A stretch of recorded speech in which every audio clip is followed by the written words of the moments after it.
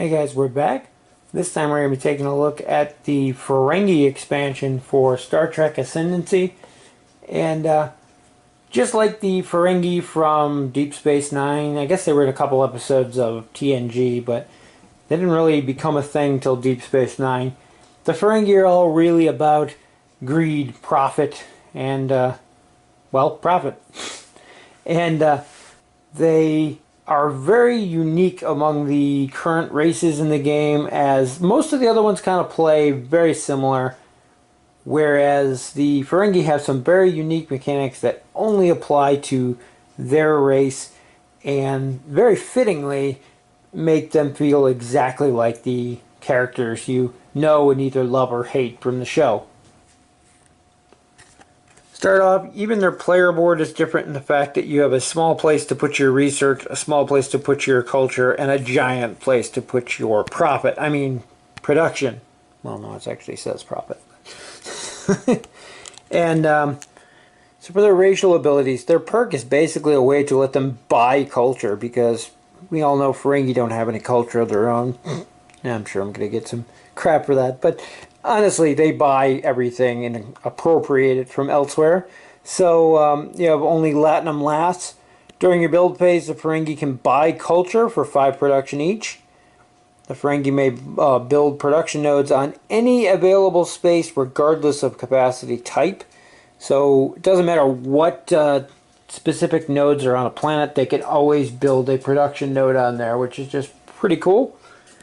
And then their detrimental thing over here is profit over profundity. And the Ferengi can never build culture nodes. They never add their ascendancy level to hegemony attempts. So they get a double negative on there to go with the double positive over here. Basically, this one counters this one. You can't build a culture node. In exchange, you can build production nodes on those culture nodes. At the same time, since you're not building culture nodes, you don't get the culture from it, so you can buy culture with the extra production you're getting. So it's kind of a slowing down the process, but you can still get it. There's plenty of other ways for the Ferengi to get production, to spend to get those culture, so don't think they're at a loss because of that. And the losing the bonus to hegemony kind of makes sense. They never were a very diplomatic race. But it also keeps you from going around and taking over other planets that already have culture nodes and getting culture that way as well. So it has its limits. That said, they do have a lot of bonuses as well. The first real one here is their starting advancement, the Ferengi Commerce Authority. During your resource generation, you gain 1 production for each rival-controlled system with a Ferengi ship in orbit.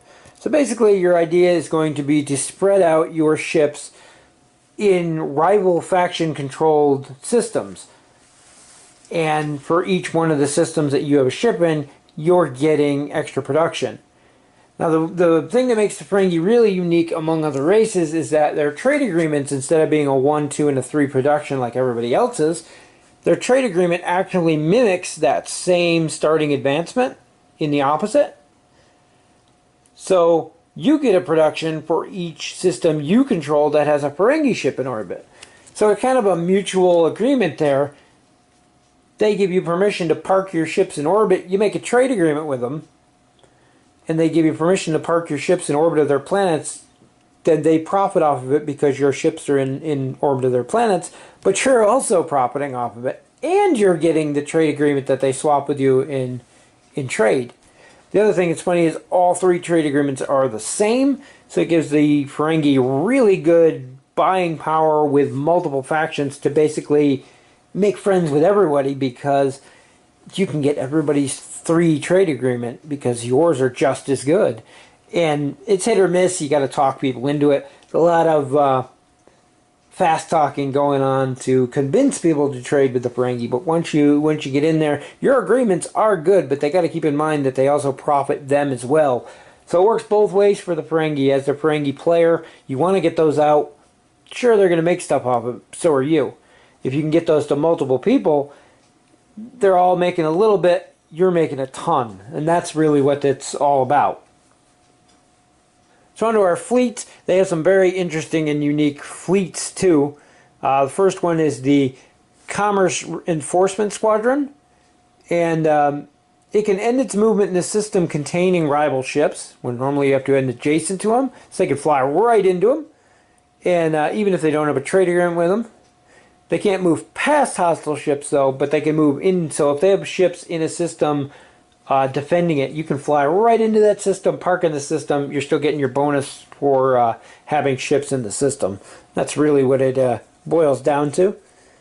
And it can also enter warp on your turn without spending a command, lets it run away if they need to. Our second squadron is the Market Penetration Convoy. I really like this one. This fleet can connect new space lanes to systems beyond the maximum number of systems allowed. So you have this little number on the bottom of your system that says you can have 4 lanes coming off it. If you already have 4, that system's pretty much isolated. And a lot of times, especially Romulan players, will build a little fortress and they'll either leave one or no ways to get to their systems because they're all networked off using all of their available trade lanes. This will let you build a new warp lane into those systems regardless of the numbers on them. Basically negates that tactic. I think the Federation have stellar cartography or something like that that allows them to do something very similar. It basically allows you to make shortcuts on the map, cut across attached systems that people otherwise didn't want you to or maybe blocked off. Also, really annoyingly, allows you to make a shorter path to get from a certain system to, say, a rival system for the Borg. And I've seen that used very effectively. And the last one we have is the Franchise Establishment Flotilla, and this is probably the most unique fleet I've seen in the game. You can see it's got a wall of text on there. It's hard to read on the camera because it's so far away, but when moving, you can remove ships from this fleet and leave them in systems that the fleet passes through along the way. So if you've got it up to, say, warp 5 and you're warping through 5 different systems, you can drop a ship off in each one of those along the way. And at the end, if it has less than 3 ships in there, it disbands after moving. And it specifically says after moving. So you can have 5 ships in that fleet to start with. You can go through 5 systems and drop a ship in each system if you wanted. And it's a very interesting thing, especially when combined with the Commerce Authority. You can basically colonize or leave a whole trail of ships, gather up a bunch of resources if they're an ally, because you have to have friendly systems, so you have to be able to fly through them. If not, you're still leaving ships behind. You can use all those ships to colonize all those systems if you really wanted to as well. Very interesting fleet, very interesting mechanic. On the back of all of these, you have a 7-ship loss interdiction task force. 7 ships, not too terribly bad. A little bit less than the Romulans, more than the Federation, honestly. And ideally, your strategy with the Ferengi is going to be branching out. You want to explore a little bit to get yourself some income generating.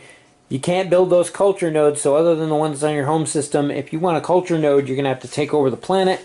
Your hegemoning attempts are already severely crippled because of your detriment here. So keep that in mind. Ideally, you're going to be wanting to build as many production nodes everywhere as possible. Your whole goal is to get just ridiculous amounts of production. What you don't spend on ships, you're going to be spending to buy culture. And that's pretty much your path to victory. If the game goes on long enough, you're going to have so much production, you're going to be able to buy tons of those culture.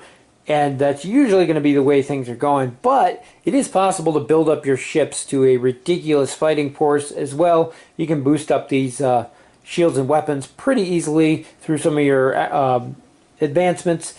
And there's a good chance of Ferengi taking a combat victory as well. More often than not, though, they can just sit back, collect on all their agreements and on their advancement here, and just win through cultural ascendancy. So as far as the advancements go, or in the Ferengi's case, the rules of acquisition, there's a lot of interesting ideas in here.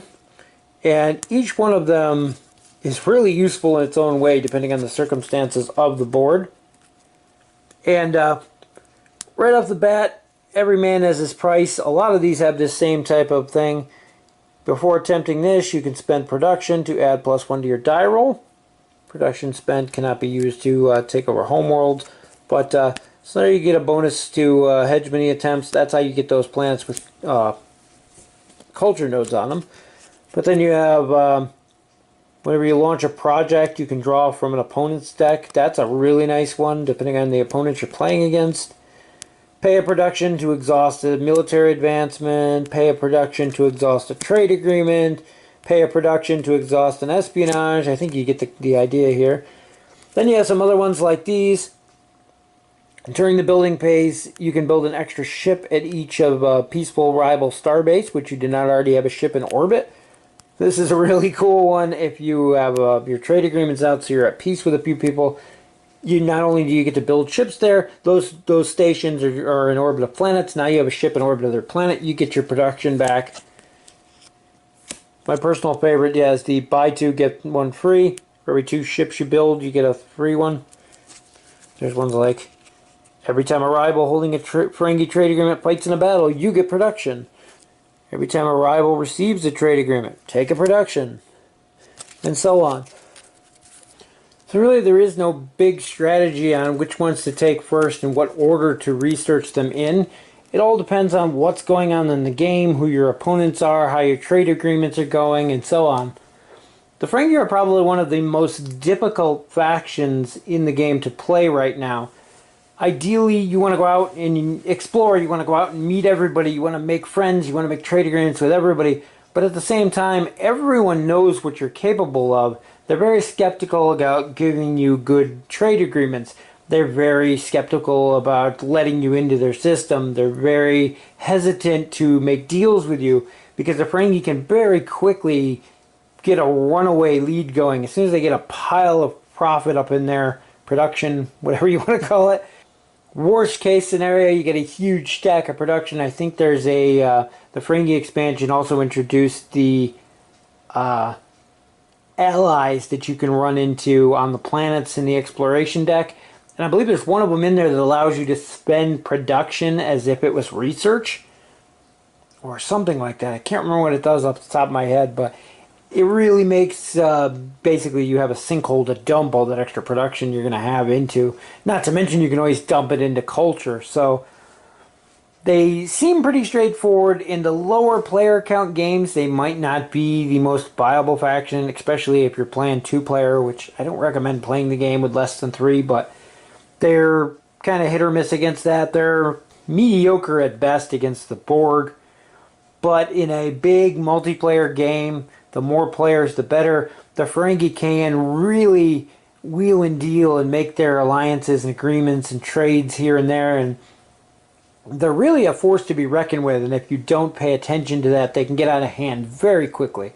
And experienced players are going to know that. And it kind of hinders how much they can get away with. At the same time, they're very fun, they're very thematic, and everything is very Ferengi in every way possible. And I love the way they play, I love the feel of them, the theme in the game feels exactly how it should. And definitely, though, I would recommend the Ferengi for a more experienced player, one that's not afraid to wheel and deal and make trades and deals on the side. You don't necessarily have to make your deals with trade agreements, and a lot of people seem to forget that aspect of the game. The whole game is about negotiating with the other players. I won't attack you if you do this. I won't do this if you do that. I'll let you colonize that planet if you let me do this. Things like that. There's a lot of little odds and ends you can get. The Ferengi get away with that on that aspect of, I'll let you colonize that planet as long as I can leave a ship in orbit. So now you're spending a ship to colonize, you're spending resources to build nodes. Meanwhile, the Ferengi's just pulling in production every turn for having their ship in orbit. It doesn't cost them anything but a ship. So there's that to keep in mind too. Also, the escalation packs probably unfairly boost the Ferengi more than any other faction. Maybe the Klingons are close second because of their 10-ship fleets. But having those extra 15 ships as the Ferengi allows you to have ships in 15 more systems that you can then collect on through your trade agreements and through your starting advancement. So something to keep in mind. And just a very interesting all-around faction, very fun to play, and does take quite a bit of strategy, so keep that in mind. Anyway, that's going to wrap it up for our look at the Ferengi faction for Star Trek Ascendancy. I know I didn't give a lot of advice in this one because, as I said, it doesn't matter what advancements you're researching because it all depends on the state of the board at the time. There's a lot of them in there that are good. A lot of them cost you production to use, so make sure you have a production surplus, which shouldn't be a problem with the Ferengi. That's kind of their thing. And overall, just have fun with them. And of course, if anybody's asking, the Ferengi, I don't know if these are on the inside, they are too. The Ferengi originally come in like a chocolate brown, a really dark drab color. And I thought the gold was more fitting for them, so my entire thing is done up in gold. And I think they look better that way. Just a personal preference, but if you do get your Ferengi, they're not going to come gold, they come brown. So keep that in mind too. Had somebody ask me that before. Anyway, I hope I helped at least some way. At least maybe decide if Ferengi are a right faction for you. Possibly give you some ideas on how to counter the Ferengi if you're playing against them.